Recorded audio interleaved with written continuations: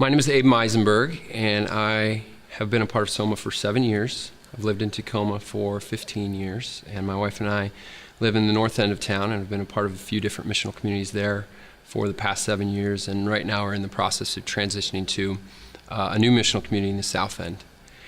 And one of the things that I have the privilege of overseeing is our whole shepherding ministry. And so when we think about shepherding, we think about the reality that every person inside of our church and outside of our church has what we call a therapy mindset. And a therapy mindset can be illustrated with a funnel. If you can just picture a funnel where all of the problems or challenges that people are facing are swimming around in the big part of the funnel, and the heavy problems fall to the bottom of the funnel and try to make their way through that little small hole that we call paid professional. And with a therapy mindset, a paid professional is either a professional counselor or a paid pastoral staff person. And there's a few challenges with the therapy mindset. First of all, there's not enough paid professionals to go around, and so there's often a backlog. People can't find good help, they can't afford help, or these paid professionals are very overworked, particularly paid pastoral staff people. That's often the case with kind of their counseling load. Another challenge with the therapy mindset is not every problem gets addressed. With the therapy mindset, only the heavy problems, as it were, kind of fall to the bottom of the funnel and get addressed. But run-of-the-mill problems just kind of bounce around the funnel and really never get any attention. So what we want to try to do is we want to try to flip the funnel upside down so that all the problems, all the challenges that people are facing are swimming around in the biggest part of the funnel, which we're going to say is the community. And the analogy breaks down a little bit because we're going to acknowledge the fact that heavy problems, deeper issues that people are facing, they're going to funnel up now instead of funnel down. And we're going to have sort of different like tiers or different layers of care that we can offer people as needed. So the big challenge in terms of giving good care and really helping people understand the way we're going to approach care as a church family is we're talking about a paradigm shift, because a therapy mindset is a deeply embedded way of understanding that people walk in with.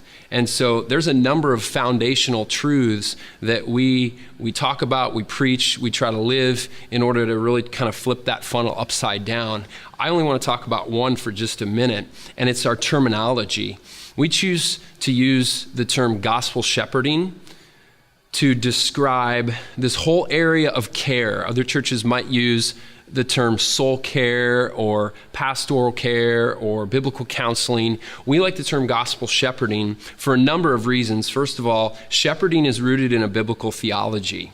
If we flip through the pages of Scripture, we would find that the concept of shepherding is all throughout the whole Bible, that God is the shepherd of his people Israel. And in Ezekiel, we find a prophecy that says that someday a shepherd's going to come and care for God's people Israel. Psalm 23, probably the most well-known psalm, says that the Lord is my shepherd. And then Jesus in John chapter 10 comes and says, I am the good shepherd who lays down his life for the sheep. And in John 21, when Jesus commissions Peter and asks him 3 times, do you love me? Do you love me? Do you love me? Each time Peter says, yes, I love you. And Jesus says, feed my lambs, feed my sheep. It's a shepherding commission that Jesus gives to Peter, who was an act and speak first and think later kind of guy. And so Jesus gives him this shepherding commission. And so then we shouldn't be surprised in 1 Peter 5 when Peter, writing to church leaders, says, I, Peter, as a fellow elder, say to you, shepherd the flock. So this concept of shepherding is throughout the whole Bible. Secondly, shepherding is rooted in something concrete versus something abstract. Theologians have debated whether or not we are 2 parts, body and soul, or 3 parts, body, soul, and spirit. So there's even some debate over the nature of the soul and what it exactly is comprised of. So if we could agree on that, then we'd have to try to figure out how to care for that thing, which is very abstract and hard to define. Whereas shepherding, I found that even if people have never had any contact with a real, actual live sheep, if I ask them to describe what a shepherd does, they come pretty close. So shepherding is rooted in something concrete. People can really begin to wrap their brains around what it means to shepherd other people. Another reason we like the terminology is because I think it reinforces the idea that what we're trying to train people to do and the way we're trying to live as a church family is something very normative rather than something highly specialized or technical. If we keep the word counseling and we tell our leaders, hey, we're going to train you in some basics of counseling, I can imagine some of our leaders backing up and saying, oh, I don't know about that. That's pretty technical and specialized. Whereas if we say, we're going to train you how to shepherd people, I imagine them, and I've actually seen it happen, they lean in because it's work they're already doing. And they see it as something normative. They see it as a part of making disciples. So we really like the term shepherding, and that has helped us, I think, begin to flip that funnel upside down, where everybody sees themselves as a shepherd. Everyone sees themselves as someone who is equipped and trained and sent to be involved in the care of other people who are part of the church family. So I want to give one more analogy now to talk about the different kind of layers of care that we have that are a part of our shepherding approach. So I want you to think about a microscope, the microscope you may have used back in high school in biology class, where you could take a slide of like a fly wing and look at it with the naked eye, and then you could put that thing under a microscope, and there were different magnitudes of lenses that you could rotate. You'd have a 10 times magnification, 25 times magnification, 50 times magnification. And so we're gonna imagine a big circle that has concentric circles inside of it, and each one is what we call bringing an increased gospel focus to the person and to the challenge that they're facing. And so the first big outer circle, which is sort of like taking a naked eye glance at a person and the challenge that they're facing, that first big outer circle is, for us, it's being a part of a missional community and being a part of a DNA group. So for us, missional communities are the primary organizing structure of the church. DNA groups are same-sex triads of people who are in the same missional community, ideally, who meet once a week to care for one another. So those, being a part of a missional community, being a part of a DNA group, those two places, those two structures really help begin to offer care to people who are in our community. And so if we have someone who has been a part of our church for 4 months or 4 years, and they do what we call raise the counseling flag, which reveals their therapy mindset because they have a serious problem, and so they think they need to talk to a professional. They say, hey, I'm having marital problems, I'm having financial problems, I'm having problems with an addiction in my life, I need to talk to a pastor, or I need a counseling referral. When they do that, they raise the counseling flag. We respond to them by saying, we believe the gospel addresses every challenge that you're facing. And so the real question is, how can we immerse you in a gospel context and see how the Spirit might bring transformation in your life? So if that happens, when that happens, we'll make sure to be pretty deliberate with how we connect that person to a particular missional community that's healthy, where the leaders are aware of some of the challenges that the person might be facing, where they can begin to give care right away, and make sure that the person gets right into a DNA group where they can share their story, begin to be known, and hopefully by God's grace begin to find some help and some healing and some transformation for their life. Now, if after being in a missional community and a DNA for a time, we find that we need that increased gospel focus, then the next layer of care is what we call volunteer gospel shepherds. So within the Soma-Tacoma family, we have different little pockets of missional communities around the city that we call city groups. And ideally, we would have 1 or 2 people, maybe a couple, within each city group who could avail themselves to those missional communities to provide a little more specialized shepherding care as needed. Those folks might have a little more experience, a little more gifting, a little more training, and that would potentially equip them to be able to come alongside a missional community leader, DNA partners, and a hurting person to provide some shepherding care. Now, what we don't do when we get to that second layer, that volunteer gospel shepherd layer, is we don't ask the person who is in need to go off and meet with that volunteer gospel shepherd alone. Rather, we ask the volunteer gospel shepherd to come into the context. We want that person to meet with the hurting person, the DNA partners, and hopefully the missional community leader as well. And after having done this for 4 or 5 years, I can tell you those meetings happen all the time where there's 4, 5, or 6, or 8 people in the room. And we're trying to care for a couple or for an individual, and there's a number of people around who are caring for that person. They're invested in their life. A couple of reasons that we do it that way. One, we want to make sure that if that volunteer gospel shepherd is able to sort of unearth something new out of that hurting person's heart, that the people who are giving primary care to that person are there to see that happen. So they know how to continue to care for that person on an ongoing basis. But secondly, we want those DNA partners and those missional community leaders to continue to be equipped in their ability to shepherd and care for others. And what a better way to do that than being in a real-time, actual shepherding context with a person who has a little more gifting, a little more experience in the room, in action. So if after meeting with a volunteer gospel shepherd a few times, we find that an increased gospel focus is needed, then the next layer of care is what we call redemption groups. Redemption groups are sort of like a group counseling, group shepherding experience. It's a 10-week process. It involves reading a book called Redemption by Mike Wilkerson, who developed redemption groups.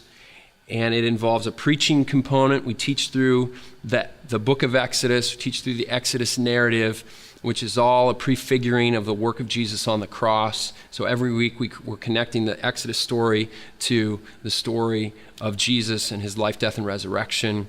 And then there's the group component as well. And the groups usually have 5 or 6 participants and 2 or 3 leaders. So there's a lot of leadership in the room. And each participant and leader begins this 10-week process by sharing their story. So we get some issues out on the table right away. And then through the reading and through the preaching and through listening to the Spirit, asking lots of questions, trying to draw people out, speaking the truth in love, we have seen that redemption group process be a very vital and valuable tool for helping bring transformation into the lives of people. Now, at the end of the redemption group process, we do something that helps ensure that what happens in redemption group doesn't stay in redemption group. We want it to spill out and affect this whole shepherding ethos within our whole church family. So one of the things that we do is we have the redemption group participant meet with one of their redemption group leaders and their DNA partners, and maybe even their missional community leader, just to kind of close the loop of communication and care and say, hey, here's everything that happened in the last 10 weeks. Now, hopefully that redemption group participant has been sharing those things with their missional community leader, with their DNA partners along the way, so none of it's new news. But we put that little step in place just to ensure that everything that we're doing is within the context of the missional community and DNA partners caring for this person. So if after redemption group we find that the person needs an increased gospel focus, we go to our next layer of care, which is meeting with a shepherding elder. Here in Tacoma right now, that would be me. And if I get directly involved as an elder, I'm going to be meeting with the person who is facing, difficulty, facing a challenge in their life. I'm going to meet with their missional community leader and ideally their DNA partners as well. And I think there's a few possible outcomes of my involvement. The first possible outcome is that by God's grace, he would use me to sort of unearth something new, that we would discover something or talk about something or get new insight on something. The Spirit would somehow break through and something that hadn't happened yet would happen, and we would be able to bring the person, by God's grace, another step closer to health in their life. That's possible. Another possibility is that this could be a church discipline situation, and that the person, after all this time and energy and effort, is actually just choosing to walk in sin and disobedience, in which case I would want to be directly involved with helping figure out what the right steps would be for us to take with that person given their particular situation. And then a third possibility with my involvement is that together we determine that the person needs to be referred to a professional counselor, which we do on a regular basis. We affirm the role and the importance of professional Christian counselors in our city, and we're happy to refer people as needed. So we think it's a great step that some people need to take. We just don't want it to be the only step that everyone should take. So if we get to that step, then we're happy to give referrals to people. And what we do to help ensure that even that step stays within all these circles that we've just described is we encourage that person to take other people with them to their counseling meetings. We've talked with counselors here in town, and they're thrilled to hear that we would actually encourage people to do that. One counselor told me, we tell every person who ever comes into our office, don't come alone, and no one ever listens to us. So to know that there would be a local church that was referring people to us and encouraging them to do that very thing was very encouraging for him. So we have seen over the last 4 or 5 years a number of amazing things happen with our gospel shepherding ministry, our approach to shepherding within the Soma Tacoma family. We have seen lives transformed. We have seen marriages grow in health. We have seen people grow in financial freedom. We've seen them delivered from addictions. We've seen interpersonal relationships, and where there was fracture and there was division, we've seen unity, we've seen reconciliation. But to me, the most exciting thing that we have seen happen is many, many, many leaders, many ordinary, everyday people stepping up and bearing the shepherding load in a local church. And they do it with gladness, and they do it with joy. And so a lot of my time over the last 4 or 5 years, rather than being in one-on-one meetings, has been either in meetings with 4 or 5 or 6 or 8 people in the room, or on the phone with leaders who are asking for help. They need consultation. They're calling to say, hey, here's how it's going. Here's what we're talking about. Can you coach me through this a little bit? And I always end those phone calls with such joy and thankfulness to God that he, by his Spirit, has revealed a lot of these things to us and through his word, and that we have been able to equip people to do the real work of ministry in the lives of people. So that's what we are trying to do as far as shepherding here at Soma Tacoma.